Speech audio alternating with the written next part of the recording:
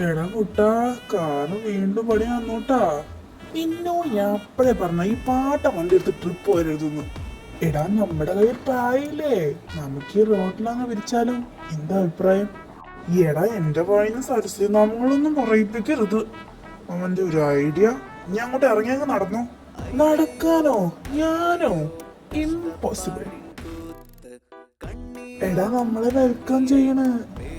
എടാ, ഈ പെണ്ണുങ്ങളൊക്കെ വീട്ടിലേക്ക് രാത്രി കേറി വരുന്നെന്ന് അറിയില്ലേ? പെണ്ണുങ്ങളാ? ഈ സാധനത്തിന് കണ്ണും പിടിക്കില്ല. ഇവിടെ ഇവര് മാത്രമാണോ ഉള്ളൂ? ചെറിയ വില ഭ്രാന്ത് പിടിച്ചായിരിക്കും കൊണ്ടറിയാം. അയ്യോ അമ്മച്ചി, ഇതാണല്ല കണ്ണന്റെ ലൊക്ക് ഉണ്ടെന്നിട്ടുള്ളൂ. ചാന്ത് കുട്ടാ. കുട്ടാ സോറി കണ്ണാ. ഹായ് ചാനോറ. അതെന്താണ് എനിക്ക് ഹായ് ഇല്ലേ? Hi Grace anti.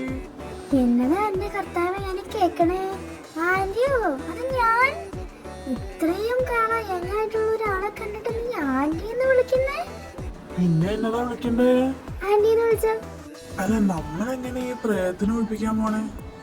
അങ്ങനെ പ്രാക്ടിക്കലായിട്ട് സംസാരിക്കും.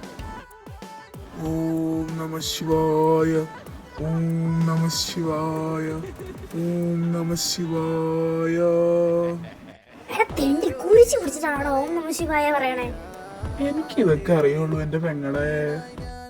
അപ്പൊ അതാണ് ഇറ്റ്സ് മീ ഗൈസ്. അയ്യോ എന്റെ ഏട്ടായി.